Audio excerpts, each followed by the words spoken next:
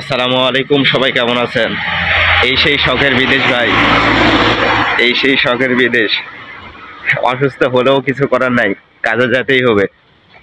আর পরিবারের মানুষগুলো ভাবে, আত্মীয় স্বজন এলাকার মানুষগুলো ভাবে প্রবাসীরা হয়তো অসুস্থ হয় না, ঠিক আছে?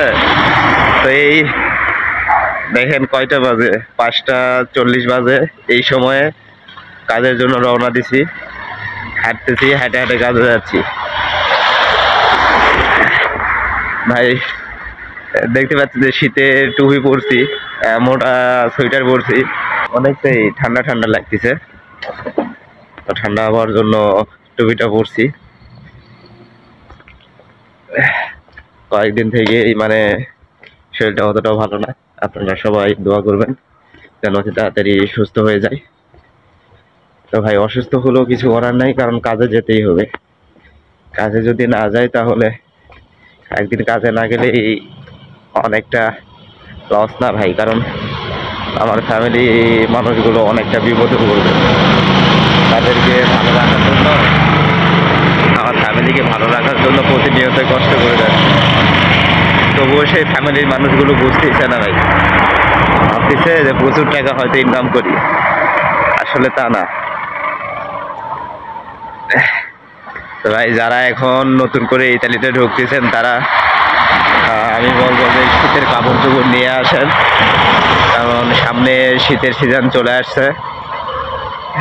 গরমের সময়টা কিন্তু চলে যাচ্ছে, আর এক মাসের মধ্যেই মোটামুটি শীত পড়া শুরু করে দিবে, কারণ ঠান্ডা আবহাওয়াটা পড়ে গেছে। আমরা কিন্তু এই যে 5টার সময় এখন বের হলে শীতের পোশাক ছাড়া আর বের হতে পারি না, ঠিক আছে? মোটা সোয়েটার পরতে হয়, কানটুপি পরতে হয়। এই যে কয়েকদিন আমি এই হালকা ঠান্ডার মধ্যে পরে কিন্তু আমার এই যে জ্বর সর্দি শুরু হয়েছে।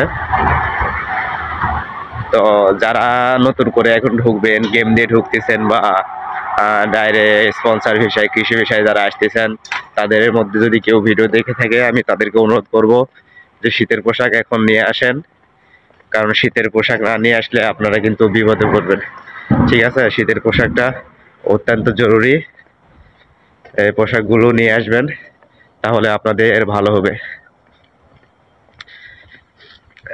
আর ভাই, সবার জন্য দোয়া করবেন যেন অতি তাড়াতাড়ি আবারও সুস্থ হয়ে যায়। আসসালামু আলাইকুম।